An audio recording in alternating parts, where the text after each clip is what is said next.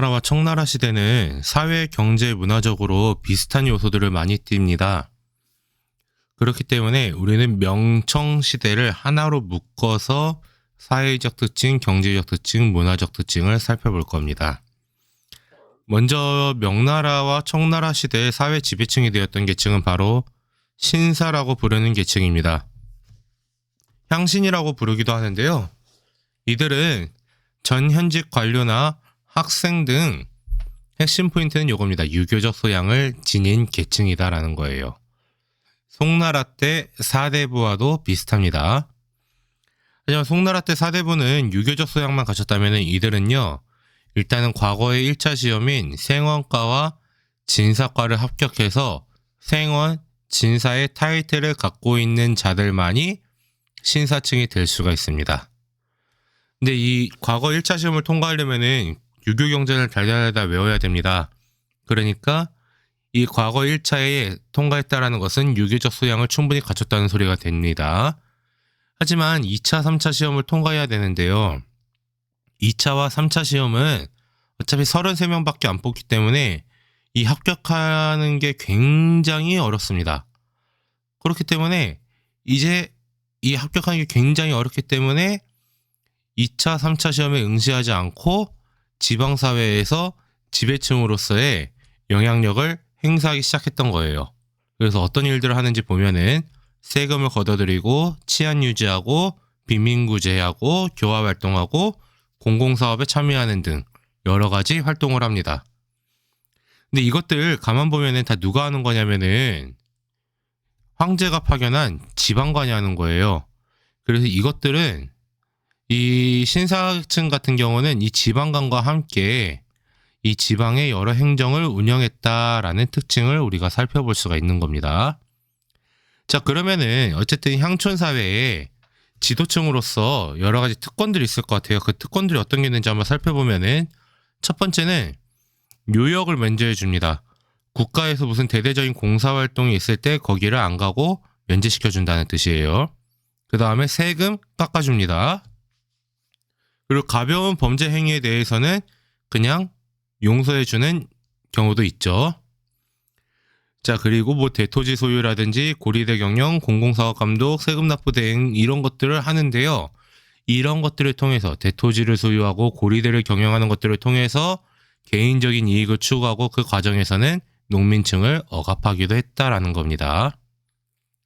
이렇게 지배층으로 신사층이 있었다면은 명청시대에는 서민계층이 성장합니다. 특히 명나라 때 농업과 상공업 이런 게 발전하면서 부유한 서민계층이 등장하기 시작해요. 그리고 학교 교육도 확대가 되면서 서민층의 지위도 향상이 되었던 거죠. 그러니까 이렇게 부유해지고 자기들의 지위가 향상되니까 자신들의 지위를 보장받기 위해서 여러 가지 투쟁을 했던 겁니다.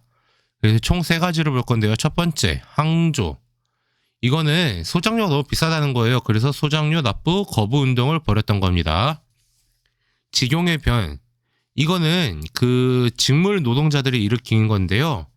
황관이나 징세청부업자라는 사람들, 그러니까 세금 걷어가는 사람들이 너무 과도하게 세금을 요구하는 겁니다. 그러니까 나 못하겠어 하면서 배째 이러면서 생존권 투쟁 운동을 벌인 겁니다.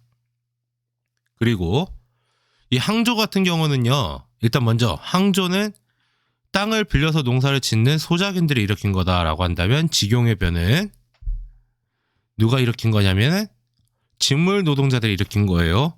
근데 이제 노복들이 일으킨 신분해방운동인 노변도 일어납니다. 이렇게 서민층이 성장을 하면서 자신들의 이야기를 할 수 있는 그런 상황이 되었다라는 거예요. 자, 근데 이것뿐만 아니라 이제 그 경제적 발전을 보니까요. 농업 발전에서 먼저 한번 특징을 보려고 해요. 명청시대, 특히 명나라 시대에 가면은 뭐 농지를 새롭게 만들고 수리시설을 개발하는 과정을 통해서 쌀 생산량이 증가하게 됩니다. 그리고 1500년대쯤 되면은 유럽에서 이제 유럽인들이 아메리카 대륙을 식민 지배하게 되고요. 그 아메리카 식민지에서 새로운 작물들이 유럽 대륙으로 오게 되고 그게 아시아까지 전파됩니다. 그게 바로 옥수수, 감자, 고구마, 땅콩과 같은 건데요. 이 고구마나 감자 이거는 우리가 속칭 구황작물이라고 해서 겨울에서 봄으로 넘어가는 이 시점에 먹을 게 부족할 때 이게 그 허기를 대신 때울 수 있는 정도의 작물이 되죠. 그러면서 식량 생산이 더 늘어나고요. 그러니까 먹을 게 남아돌기 시작하니까 상품 작물이란 걸 재배하기 시작하는 거예요. 상품 작물, 쉽게 말하면 상품 가치가 있는 작물, 즉 팔아서 돈이 되는 작물이라는 뜻입니다. 그래서 중국을 대표하는 차, 그 다음에 뭐 담배 같은 경우는 지금 뭐 성인들이나 아니면 뭐 소위 말하는 비행 청소년들이 피는 그런 담배가 아니라 진짜 담배 나무의 잎을 이야기한 그런 겁니다. 그 다음에 사탕수수, 이거 가공하면은 설탕이 됩니다. 그 다음에 면화나 뽕나무, 이거는 옷감의 재료가 되겠죠. 이런 것들을 재배함으로써 농업이 발전을 해요. 그리고 이 시대에는 수공업도 발달하는데요. 바로 여기 수저우나 항저우, 창장, 하류 지방입니다. 이 지방에서는 면지물이나 비단이 발달해요. 실제로 수저우 가면은 뭐 비단 파는 매장들 여전히 많고요. 그 다음에 그쪽 매장에서 봤을 때 좀 가격대가 있는 것들은 진짜 질이 좋습니다. 자, 그 다음에 중국에서 역대 도자기 하면은 여기가 S급 도자기가 나오는 생산지가 있어요. 거기가 어디냐면 바로 여기 징더전입니다. 징더전 한자 그대로 쓰면은 경덕진이라고 이야기해요. 여기가 중국의 S급 도자기는 다 여기서 나옵니다. 자, 그러다 보니까 농업 중심지와 수공업 중심지가 딱 구별이 되기 시작해요. 그래서 원래 창장 하류는 농업 중심지였습니다. 근데 수저우, 항저우, 징더전 다 창장 하류에 위치해 있어요. 그러다 보니까 여기가 상업과 수공업의 중심지로 바뀌게 됩니다. 자, 그럼 이제 농사 어디서 짓느냐? 창장 하류에 있던 얘네가 바로 창장 중상류 지역으로 이동하게 됐던 겁니다. 자, 그래서 지도에도 보시면은 창장 하류 지방에는 산업 및 상업 중심지, 그리고 중류와 상류 지방에는 쌀 생산지, 이렇게 분화되는 모습을 볼 수가 있습니다. 자, 그러다 보니까 대상인 집단이 출현하는데요. 이 북쪽 지방에서 활동한 이들을 산시상인, 그 다음에 창장 유역에서 활동한 얘네를 휘저우상인이라고 합니다. 근데 휘저우상인은 신안상인이라고도 부르는데 최근에는 다 휘저우상인이라고만 부릅니다. 자, 이들은 어떻게 하느냐? 바로 육지나 수로라 함은 창장과 그리고 중국을 남북으로 잇는 대운하죠. 이런 것들을 통해서 막 각종 물자를 운반합니다. 그 과정을 통해 큰 이익을 얻게 되는데, 이들이 큰 이익을 얻을 수 있었던 거는 다름 아니라 소금 판매권을 얻었기 때문입니다. 지금은 소금 흔하게 구하지만 명청시대까지만 해도 소금은 전매 품목입니다. 그렇기 때문에 이 명청시대를 지나면서 이 신안상인이나 산시상인 같은 경우, 휘저우상인이나 산시상인은 이 소금 판매권을 획득하면서 큰 이익을 얻어서 더 크게 성장할 수 있었던 겁니다. 그래서 자신들의 동업조합인 공소라든지, 그 다음에 자기네 같은 고향 출신들의 모임인 회관이라든지 이런 것들을 각지에 설립함으로써 우리 같은 고향 출신이야? 우리끼리라도 으쌰으쌰 하자. 우리 같은 업종 종사자네? 그래, 같이 으쌰으쌰 하자라고 하면서 서로의 이익을 도모해 나갔던 거죠. 이렇게 농업과 상공업이 발달하면서 중국 내부에서는 경제적으로 매우 발달을 합니다. 하지만 그 명청시대의 대외무역은요, 그거랑 좀 달라요. 자, 명청시대 대외무역의 기본 골자는 바로 이 해금 정책입니다. 금지한다라는 겁니다. 무엇을 금지하느냐? 바다를 금지하겠다라는 겁니다. 자, 그래서 사적으로 해외여행이나 해상무역, 어업 등 할 수 없어요. 자, 그래서 송나라 시대나 몽골 제국의 원나라 시대 같은 경우는요, 뭐 해외와의 교류가 매우 활발합니다. 그래서 몽골 제국 시기 같은 경우는 바닷길과 같은 동서 교역로도 존재가 하죠. 하지만 명나라 들어오면은 해금 정책으로 바뀝니다. 물론 예외는 있었어요. 정화의 항해가 대표적인 예외였어요. 자, 근데 이제 명나라 때 아예 무역을 안 하느냐? 그렇진 않아요. 왜냐하면 주변국이 와서 요청하거든요. 그리고 조선이나 베트남 같은 경우는 조공무역을 실시하고요. 일본 같은 경우는 이 가마부라는 문서를 지침한 배들만 교역을 허용하게 해주는 가마무역이라는 게 발달합니다. 자, 이 조공무역과 가마무역을 이해하기 위해서는 동아시아의 조공채뽕 체제를 좀 이해할 필요가 있는데요. 자, 황제는 중국에 딱 한 명만 있어야 된다라고 합니다. 자, 그러면 주변 국가의 지도자는 다 누구냐? 왕이에요. 근데 이 왕은 누가 임명하냐면 황제가 임명합니다. 황제 바로 다음 단계니까. 자, 근데 조선에 왕이 새롭게 됐어요. 조선의 새로운 왕은 아빠가 조선의 왕이라서 왕인 거예요. 황제가 임명해서 왕이 아니라. 자, 그런 경우에 어떻게 되느냐? 조선의 왕은 황제폐하를 찾아갑니다. 형님 폐하, 저 조선에 새롭게 왕이 된 누구입니다. 저를 대신해서 제 신하 한 명을 사신으로 보냅니다. 저 이렇게 글 써왔거든요. 읽어주세요. 그러면서 여러 물건을 갖고 찾아갑니다. 조공을 바치는 거죠. 자, 이것을 받은 황제폐하께서는 그래, 야, 새롭게 왕 된 거 축하하고 내가 너한테 왕이라는 자기를 내려줄게. 어차피 왕 됐잖아. 그러니까 내가 형식적으로 채뽕해 줄게 라고 하는 형태가 조공 채뽕 체제입니다. 근데 이 과정에서 무역이 일어나는 거예요. 자, 조선이 조공을 갈 때 100만 원을 들고 갔다고 쳐볼게요. 그리고 황제폐하께서 받으셨죠. 100만 원어치를. 물론 그거는 시장에서 교역도 일어났을 겁니다. 근데 황제가 돼서 쪼잔하게 꿀꺽 혹은 똑같은 양 줄 수 없죠. 무조건 100만에다가 플러스 알파로 줘야겠죠. 이렇게 해가지고 교역이 일어났던 겁니다. 조선이 얼마만큼 들고 가면 그거에 대해서 반대급부로 또 얼마만큼을 더 가져오고 이러한 것들이 계속 일어났던 겁니다. 이 체제에서 손해는요 무조건 중국이 봅니다. 더 퍼줘야 되니까요. 근데 주변 국가는요 중국과 다르게 중국은 100% 자급자족이 가능해요. 예나 지금이나. 근데 주변 국가는 그게 안 됩니다. 그러니까 반드시 중국과의 교역을 통해서 먹고 살아야 되는데 중국 애들은 자신들이 세계의 중심이다라는 그 가치관이 있으니 주변 국가는 그거를 존중해줘요. 그래서 거기 맞장구 쳐줘요. 거기 장단 맞춰가면서. 그러면 중국에서는 어쨌든 맞장구 쳐줬고 어쨌든 대우해 줬으니까 그거에 상응하는 대가를 치러야 되는 거예요. 자기들은. 그러니까 플러스 알파로 더 퍼주는 겁니다.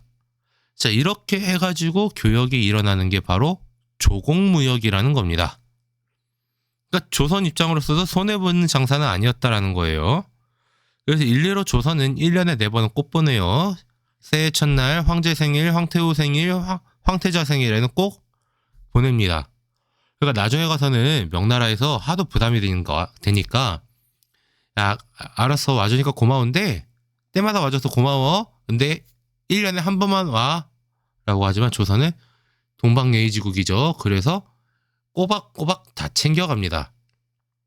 근데 이게 꼬박꼬박 다 챙겨간 게 진짜 예의 바라서 간 거일 수도 있겠죠. 하지만 조선은 그렇게 해가지고 얻어낼 수 있는 것들이 많기 때문에 그렇게 가서 교역을 통해 가지고 이득을 얻었던 겁니다. 자, 이렇게 명나라 때 조공무역은요 청나라 때까지 계속 이어집니다. 하지만 청나라 때 가면은 중국 남부지방에 서양인들이 나타납니다. 자, 근데 그들은 조공채뽕체제라는 개념이 없어요. 나와가지고 야, 나한테 황제폐하께 조공을 바쳐라 라고 하는데 우리는 그런 개념 없는데요 이러면서 버팅깁니다. 근데 자꾸 해달래. 그러니까 공행체제라는 새로운 체제가 도입이 되는데요. 바로 남부의 광저우 한 곳만 1년에 40일을 오픈을 합니다. 그러면 서양 상인들은 여기에 와서 자유롭게 장사하느냐? 그게 아니라 서양과의 무역을 전담하는 공행이라는 지정된 집단하고만 거래를 해야 됩니다. 근데 이 공행이 13개 있었다라고 해서 13행이라고 부르는 이 공행이라고 부르는 상인 집단들과만 교역을 해야 되는 상황입니다. 자, 이렇게 만들어진 게 공행체제인데요. 이 공행체제는 다음에 보게 될 아편전쟁과 밀접하게 관련이 있기 때문에 아편전쟁을 볼 때 좀 더 자세히 보도록 하겠습니다. 자, 이렇게 대외무역을 하면서 명나라에는 큰 변화가 생깁니다. 바로 은경제체가 등장하는데요. 등장하는 이유는요, 유럽 상인들이 중국과 무역을 하죠. 네, 이 은경제체는 사실 굉장히 중요한 시스템입니다. 자, 무역을 하면서 이 중국에서 사가는 게 뭐냐면은요, 차나 도자기를 구입한단 말이죠. 근데 이 구입 대금으로 중국 돈이 없어요. 그리고 얘네는 뭐로 결제하느냐? 은으로 수출 대금을 결제하기 시작합니다. 자, 그러면 은을 이제 갖고 있는 거는 중국의 상인 집단일 거예요. 근데 중국산 차나 도자기를 유럽인들이 엄청나게 사갑니다. 근데 유럽 물품을 중국은 사지를 않아요. 자, 그러니까 어떤 반응이 있냐면은 당시 유럽의 식민지였던 아메리카 대륙과 그 다음에 근처에서 마찬가지 유럽 애들과 교역을 하고 있던 일본의 수많은 은이 중국으로 대량으로 유입됐다라는 겁니다. 이 유럽 애들은요, 어떻게 하냐면 이제 자신들의 아메리카 식민지에서 이거를 캐가지고 유럽 대륙으로 가져옵니다. 자, 그러면 이거를 자신들은 동아시아와 특히 중국과 교역을 할 때 와서 써먹는 거예요. 그러니까 아메리카의 은, 특히 볼리비아 포토시 은광의 은이 중국으로 막 대량으로 유입이 되고요. 그 다음에 가까운 일본의 이와미 은광에서 나온 은도 막 대량으로 유입이 돼요. 그러니까 이제 중국에서는 상인들뿐만 아니라 일반 서민들까지도 은을 쓰게 됩니다. 왜냐하면 상인들도 물건 생산하는 사람한테 돈을 줘야 되는데 자기들이 은이 넘쳐나니까 그 은을 줬던 거예요. 그러니까 이제 중국에서는 은이 화폐로 쓰이기 시작하고, 그래서 세금 제도까지 아싸리 뜯어 고치게 된 겁니다. 자, 그렇게 해서 이 은경제 시스템에서 이 지도와 관련해서 같이 잘 받으셔야 되는데요. 어쨌든 간에 이렇게 은경제 체제가 등장하고 세법까지 개정을 했다라고 하니 세법 개정안을 어떻게 바꾸는지 한번 보도록 할게요. 자, 그래서 명나라 때는 일조편법이란 걸 실시합니다. 양세법 체제가 700년 동안 유지가 돼요. 근데 그 과정 중에 세금이 한 40여 개로 늘어납니다. 자, 그러니까 이거를 딱 두 가지로 정리해요. 지세와 정세. 토지세와 인두세, 요걸로 통합해서 뭐로 납부하게 하냐면 은으로 납부하게 한 제도가 일조편법입니다. 자, 여기 명사 식화지에 보면 사료가 나와 있어요. 조정과 지방정부에 상납하는 각종 물자와 비용에서부터 각지의 특산품에 이르기까지 모두 합쳐 1조로 하여 각 호의 토지와 성년 남자 수에 따라 은으로 간에 납부하게 하였다 라고 사료에도 나와 있죠. 자, 이렇게 일조편법을 시행하고 나서 명나라는 쭉 가다가 망하죠. 그 다음에 등장한 청나라 강희제 때 가면은 이제 1711년 강희 50년의 성년 남자 수를 기준으로 이후 늘어나는 인구에 관해서는 인두세를 거두지 않기로 결정을 합니다. 자, 그 이유가 사료에 나와 있어요. 청사에 보니까 이렇게 나와 있네요. 천하가 평정된 지 오래돼요. 그러니까 중국이 다시 청나라한테 꿀꺽 넘어간 지가 오래돼서 호구, 집들이 날로 번창하니 인정, 사람의 머릿수를 헤아려서 인두세를 부과하는 일이 어렵다. 근데 이 머릿수는 늘더라도 토지는 늘지 않으니까 현재 장부에 등재된 사람 수를 늘리거나 줄이지 말고 고정시켜라. 그리고 지금부터 태어나는 사람들은 꼭 인두세 거둘 필요가 없다. 라고 이렇게 결정을 합니다. 자, 그 영향을 받아 이제 그의 아들 옹정제 때 가면 지정은제라는 새로운 세법이 등장합니다. 이 세법은요, 세금을 딱 두 개로 통일할게요. 정세와 지세가 있었죠. 인도세와 토지세. 근데 이 정세를 지세에다가 통합을 시키는 제도입니다. 그렇게 해서 은으로 납부하게 한 거거든요. 그러니까 이 지정은제에서는 결국에는 땅 가진 놈만 세금을 내게 되었다라는 겁니다. 이렇게 하니까 어떤 결과가 오냐면은요. 이제 인구가 사실 중국의 인구는 줄고 1억 명 정도에 왔다 갔다 합니다. 근데 이제 강희제의 저성세 자생정이 발표가 되고 난 직후에 인구가 지정제 실시할 때쯤 2배로 늘어나요. 근데 그로부터 100년 뒤에 인구가 갑자기 4배로 확 늘어납니다. 4배가 아니라 4억으로 확 늘어나요. 2억에서. 자, 근데 인구가 갑자기 2배로 뛰고 또 2배로 뛰는 게 가능할까요?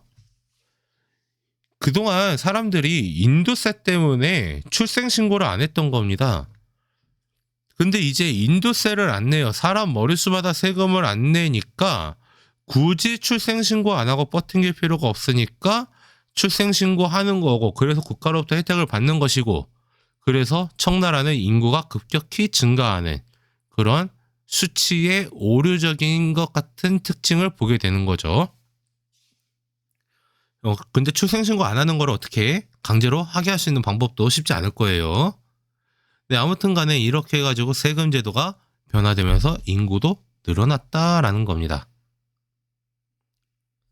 자, 이제 다음으로는 무엇을 볼 거냐면 명청시대의 학문에 대해서 한번 살펴보도록 하겠습니다. 자, 명청시대 학문에서 처음에 볼 거는 바로 성리학이에요. 성리학은 명나라가 건국하면서부터 이념으로 삼았던 겁니다. 왜냐? 명나라가 봤을 때 이 북방민족, 저기 몽골 애들의 흔적이 너무 많아요. 한족 문화 전통을 회복할 목적에서, 즉 화이론을 강조할 목적에서 성리학을 이제 강조했던 겁니다. 그래서 사서대전이라든지 오경대전, 영락대전과 같은 유교경전을 적극적으로 편찬합니다. 특히 누가 편찬하냐면 영락제가 편찬을 해요. 그래서 이 성리학은 학교의 교육이나 과거에서 활용되면서 명나라의 뿌리 깊게 내리게 됩니다. 그리고 조선에도 영향을 줘서 조선도 똑같이 하게 되죠.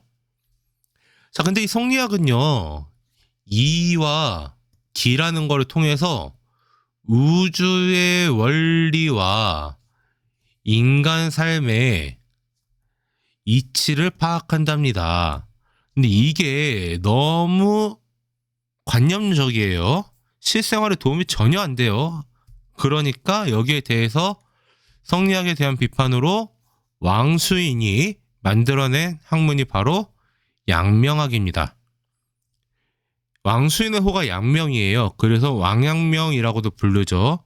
그래서 성리학에 대한 비판으로 등장한 이 학문을 왕수인의 호를 따서 양명학이다라고 부릅니다. 이들은 마음이 곧 이치라고 하는 심증리, 그 다음에 아는 것과 행하는 것이 하나로 일치해야 된다라고 주장하는 지행합일, 이런 것들을 주장하면서 결국에 하자는 거 뭐냐면은 개인적인 깨달음을 얻은 다음에 실천을 하자라고 이야기를 하는 거예요.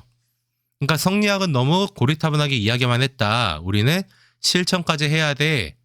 그리고 우리 인간의 본질에서는 다 평등해 라고 주장하니까 서민층들에서는 와 막 박수치는 겁니다. 그래서 왕양명의 글을 하나 볼게요. 옛날에는 산업공상이 하는 일이 다르더라도 돈은 같이 했다. 그 마음을 다하는 것은 한 가지인 것이다. 정치가는 다스리고 농부는 기르는 데 이바지하고 수공업자는 사물을 편리하게 하고 상인은 재화를 흐르게 한다. 라고 하면서 인간이 본질에서는 다 평등하고 해야 된다라는 것들을 이야기합니다. 하지만 이들이 이렇게 서민들이 크게 호응을 했다라고는 하지만 지배층들은 별로 좋아하진 않았겠죠. 자, 이렇게 양명학은 이때 명나라 때 등장하지만 명나라의 관학으로 자리 잡지 못하고요. 성나라 때도 메이저의 길로 나가지는 못합니다. 청나라 때도 마찬가지예요. 자, 근데 이제 명나라 말기에 가면은 경세치용학이라고도 부르는 실학이 등장합니다. 상공업이 발달하고 명나라 말기에 가면은 선교사들이 들어오거든요. 근데 이 선교사들에 의해서 서양 문물이 유입이 되니까 그래서 이거를 바탕으로 해서 실용적인 학문이 발달하니 그것이 바로 실학이라는 겁니다. 그래서 학문은 기본적인 가이드는 이거예요. 우리가 학문을 연구하고 이러는 것은 다 민생을 안정시키고 사회를 바꾸는데 도움을 줘야 된다라고 하면서 서광계나 고현무 같은 사람이 주장합니다. 천공괴물, 본초강목, 농전전서 같은 여러 책들을 만들어내는데요. 이렇게 그 과학기술이라든지 실용에 도움이 되는, 농사짓는 데 도움이 되는 이런 것들을 만들어냄으로써 실제적인 걸 추구해야 된다라고 했던 게 명말 청초의 실학이라고 한다면은 청나라 때 와서는 고증학이라는 학문이 발달합니다.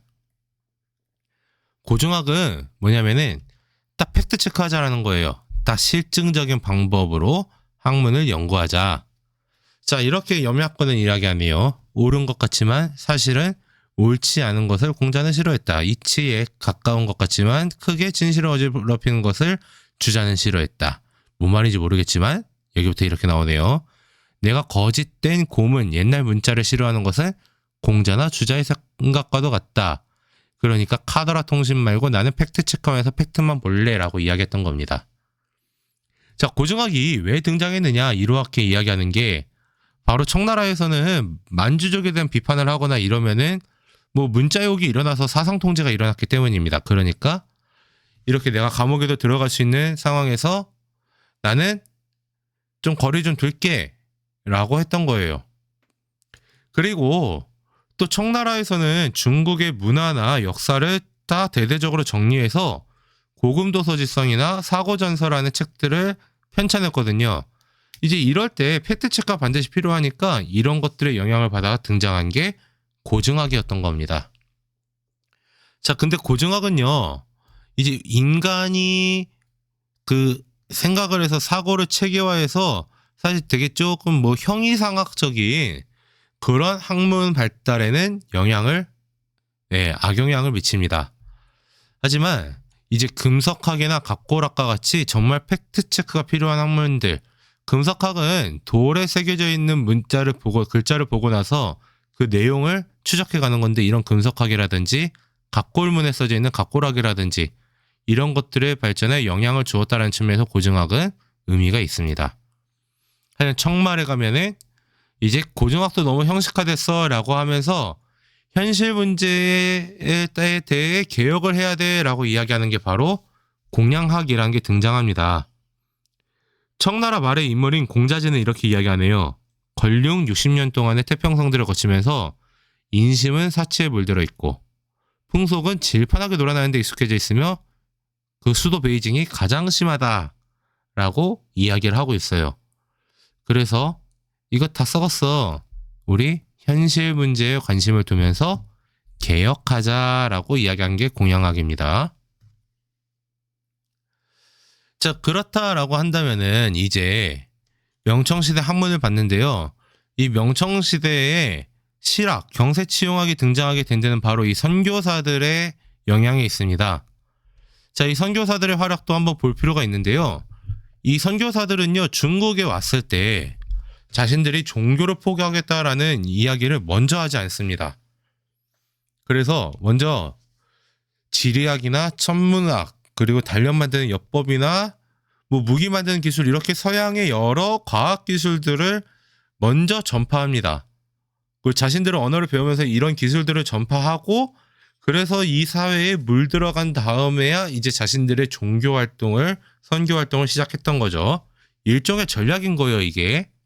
그리고 어떤 활동들을 했나 봤더니 대표적인 인물 마테오 리치. 자, 이때 중국에 온 사람들 다 예수회 출신입니다. 이 사람은 이탈리아 출신인데요. 가톨릭 교리를 다 적어놓은 천주실이라는 책을 저술합니다. 마테오 리치는요, 언어적인 재능이 굉장히 뛰어났던 것 같습니다. 그리고 마테오 리치 관련해서는 마테오 리치가 한 3년 정도 중국에 있으니까 웬만한 중국인보다는 중국어를 더 잘했다라고 한다는 그런 이야기가 전해질 정도로 언어적인 재능이 탁월했던 것 같은데요. 그래서 천주실이라는 책도 씁니다. 그리고 유클리드의 기하학을 이 실학 중국 그 명청시대의 실학의 대표적인 인물인 서강계와 함께 번역을 합니다. 그래서 써는 책이 기하원본인데요. 제일 중요한 거는 지금 화면에 띄워져 있는 이 지도인 고려망고천도가 제일 중요할 것 같습니다. 이 고려망고천도는 서양식 측정법을 갖고 서양식 관념에 따라서 만든 세계 지도인데요. 중국인들의 세계관을 확대시켰다라는 데 있어서 매우 큰 의미가 있습니다. 원래 중국인들이 만든 지도는 어떻게 되어 있느냐? 지도가 있으면 여기 한가운데에 중국이 들어오고요. 나머지는 다 쭉정이 이렇게 그려져 있습니다. 굉장히 많이 왜곡됐다라는 거예요. 근데 고려망고천도는 오늘날 우리가 보고 있는 세계 지도와 거의 유사하다시피 중국인들의 세계관에 변화의 바람을 줍니다. 실제 지구는 니네가 생각하는 게 아니라 이렇게 생겼어 라고 말이죠. 자, 그렇게 해서 마테오 리치 같은 경우는 이렇게 고려망고천도 같은 걸 만들었다라면은 이번엔 독일인인데요. 바로 아담 샬입니다. 이 사람은 명나라 말기에 명나라 진짜 망할 때까지 있어요. 그 황실의 천문대라고 흠천감이라고 있어요. 거기에 최고 지도자인 흠천감 정에 임명이 되면서 각종 천문기기를 제작하거나 이렇게 활동을 합니다. 근데 이 아담샤 같은 경우는요. 흠천감정으로 근무하던 도중에 명나라가 망해요. 근데 청나라 정부한테 그 능력을 인정받아서 그대로 흠천감정으로 근무합니다. 자, 그리고 이들보다는 조금 늦게 중국에 온 카스텔리오네 같은 사람은 서양의 원근법이나 음영법을 소개해서 이때부터 중국의 그림에 원근법이라는 개념이 들어가기 시작합니다. 자, 이렇게 선교사들이 왔다 갔다 했는데요. 자, 여기에서 문제가 하나 생깁니다. 바로 전례 문제라는 건데 이게 뭐냐? 자, 우리 가톨릭에서는요, 천주교에서는 뭐라고 이야기하냐면은 조상한테 제사 지내는 것도 다른 신을 섬기는 것이다 라고 이야기했던 거예요. 그래서 예수회 같은 경우는 어떻게 해석한 거냐면 이 중국인들이 제사 지내는 거는 조상들에 대해서 예의를 표시하는 거야 라고 해석을 했는데 그 다음에 한참 있다 중국에 온 프란치스코의 선교사들 봤을 때는 이거는 조상에 대한 예의를 표현한 게 아니라 그냥 신을 두 명을 섬기는 거라고 생각합니다. 근데 가톨릭은 크리스트교 자체가 신을 둘을 섬길 수 없죠. 그러니까 이 선교회들 사이에 주도권 다툼으로까지 확대가 됩니다. 그러니까 이 선교회별로 막 교황한테 프란치스코회가 교황한테 얘네 지금 우리 가톨릭교리 예수회들 가톨릭교리 훼손하는 이단짓 하고 있어 라고 이야기하니까 교황이 야 하지마 라고 하면서 하니까 이제 예수회 쪽에서는 황제한테 SOS 치면서 교황과 황제 사이의 갈등으로 확대가 된 겁니다. 자, 당시 교황 클레멘스 11세 이야기를 한번 볼게요. 최고의 신인 데우스는 저거예요. 그리스어입니다. 중국말로 적절한 번역어가 없기 때문에 이 진정한 신을 표현하기 위해서는 천주라는 용어를 허용해야 한다. 근데 제사는 조상에 대한 예의를 표현한 게 아니라 미신이야. 그러니까 어떠한 경우라도 크리스트교도는 참석하면 안 돼. 그리고 집안에 있는 위패서건, 산소 앞에서건, 장례식장에서건 자, 이 죽은 사람을 위해서 제사상을 차리거나 거기에 절을 해서는 안 된다라고 이야기를 합니다.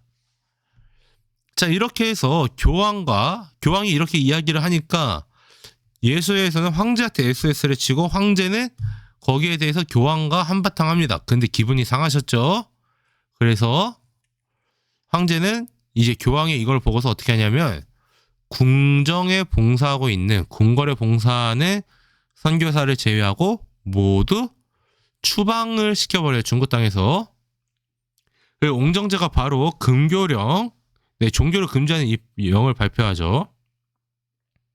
자, 여기 이렇게 써져 있어요. 지방의 각 성에 있는 선교사 중에서 엽법과 단련 만드는 기술과 특별한 기능에 능통한 자는 베이징으로 올려보내서 쓰고 나머지는 모두 마카오로 쫓아내서서 천주당은 모두 공소 이런 그냥 뭐 지금으로 치면 마을회관 이런 걸로 바꾸고 그리스도교에 들어간 자는 지방관이 엄히 금지하고, 그리고 모여서 성서를 읽으면은 그냥 중재로 다스려라 라고 하니까 황제는 그래 그렇게 해라 라고 이야기를 한 겁니다. 그래서 선교사들 막 쫓겨나고 그러니까 사실 서양의 문화를 갖다 주던 선교사들이 중국에서 다 추방되는 거죠. 그래서 청나라와 서양 사이의 문화 교류가 상당기간 중지되는 그런 모습도 보입니다. 물론 이 문제는 아편 전쟁할 때 똑같이 문제시되기도 합니다. 자, 그리고 하나 더 보면 이제 명청시대 서민 문화를 좀 볼까 합니다. 명청시대 서민 문화가 발달하게 된 배경은요, 이 송나라와 몽골 제국 시기에 이어졌던 것과 똑같이 상공업이 발달하고 도시가 번영했기 때문이에요. 그래서 서민들이 이제 자신들이 여가 생활을 누릴 수 있게 되면서 서민 문화가 발달했던 거죠. 송나라 시대와도 똑같은 특징입니다. 자, 그래서 소설도 발달하는데요. 명나라 시기에는 몽골 제국 시기에 쓰였던 삼국지 연의도 유행하고요. 수호전과 서유기와 같은 작품들도 매우 유명합니다. 서유기 같은 경우는 현장법사가 인도로 그 불경을 구하러 가던 도중에 왔다 갔다 하는 중에 생겨났던 여러 가지 에피소드들을 이제 소설로 그려놓은 거죠. 그 다음에 청나라 때 가서는 홍루몽이라는 소설도 등장합니다. 홍루몽은 남녀간의 사랑, 부귀영화 이런 것들을 그려놨어요. 그래서 청나라 사회의 다양한 모습과 사회 비판에 대한 내용이 담겨 있었기 때문에 서민들은 매우 좋아했다고 알려져 있습니다. 이 시기에는 또 연극도 발달합니다. 그래서 송나라나 원나라 시대 이후로 계속 유행을 하고요. 특히 경극. 이 경극은요, 청나라 때부터 등장을 합니다. 중국을 대표하는 이 경극은 바로 노예와 춤, 연극이 혼합된 것으로 송나라, 몽골 시대 이후로 유행하던 이 연극의 흐름이 경극에까지 이어졌던 겁니다. 이렇게 해서 명청시대의 사회적 특징, 경제적 특징, 문화적 특징까지 굉장히 깊게 살펴봤는데요. 자, 이렇게 해서 청나라가 천년만년 유지되면 좋겠지만 청나라에 위기가 닥쳐옵니다. 전쟁의 바람이 불어오기 시작하는데요. 그 내용은 우리가 다음 영상에서 살펴보도록 하겠습니다.